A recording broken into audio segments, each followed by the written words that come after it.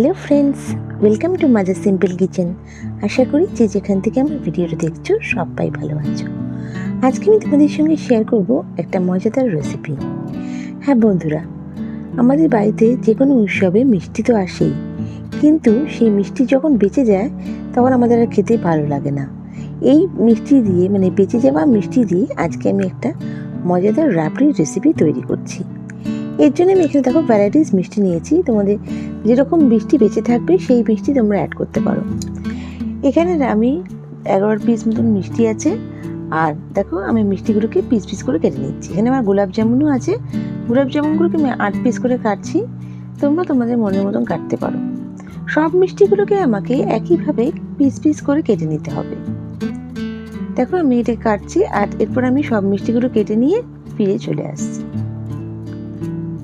দেখো মিষ্টিগুলো সব কাটা হয়ে গেছে। এবার আমি যেটা করব, আমি কড়াইতে 500 ml দুধ নিচ্ছি, হাফ লিটার দুধ নিয়েছি। নিয়ে এবার আমি এর মধ্যে অ্যাড করব 2 এলাচ দানা। এটাকে আমি এলাচটা ফাটিয়ে নিয়েছি।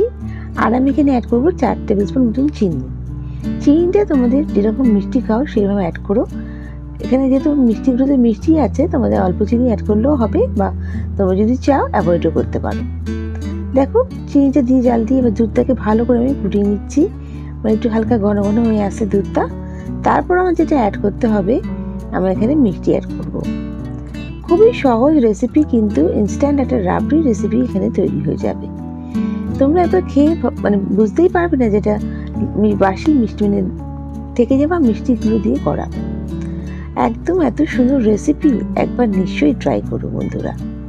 দেখো আমি সব মিষ্টিগুলো রাখছি, আর কিছুটা গোলাপ জামুন আমি রেখে দিলাম পরে লাস্টে ডেকোরেশনের জন্য। এবার আমার যেটা করতে হবে, ভালো করে নাড়তে হবে।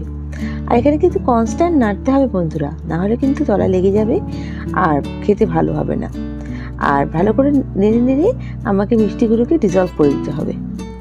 দেখো আমি কত কীভাবে নাড়ছি, আর এর জাল দিতে দিতে কিন্তু কালারটাও চেঞ্জ হয়ে যাবে।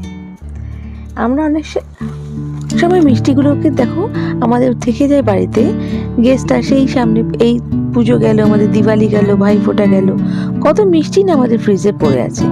কিন্তু একই রকমের মিষ্টি বা অল্প একটু মিষ্টি, কোনো রকম মিষ্টি একই রকম না, সেটা আমাদের গেস্টদের দেওয়ার জন্য আমাদের হয় না, কিন্তু নিজেরাও খেতে ইচ্ছা করে না। এইভাবে যদি এই রেসিপিটা তোমরা বানিয়ে নাও, তারপরে তোমার গেস্টদেরও দিতে পারো, নিজেরাও খেতে পারো অনায়াসে। এটা কিন্তু খেয়ে কেউ বুঝতেই পারবে না যেটা রাবড়ি না, একদম ক্ষীর বা রাবড়ির মতন খেতে। দেখো ভালো করে আমি নাড়ি চাড়িয়ে নিচ্ছি। আর এর ঘনত্বটা কিন্তু খুব বেশি গাঢ় করে দেবে না, তাহলে জমে যাবে আর সন্দেশের মতন হয়ে যাবে। একটু হালকা পাতলা কিন্তু রাখবো। আর দেখো এটা প্রায় হয়ে এসছে। আমি এখানে ড্রাই ফ্রুটস দিয়ে দেবো।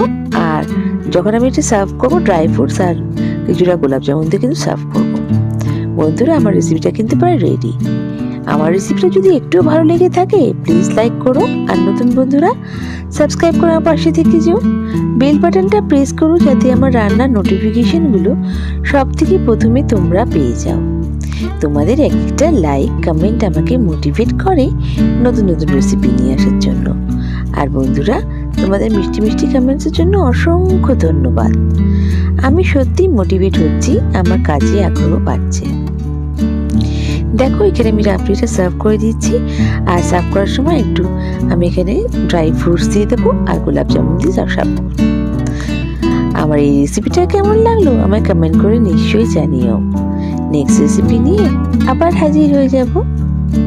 তোমরা সবাই ভালো থেকো, সুস্থ থেকো। বাই।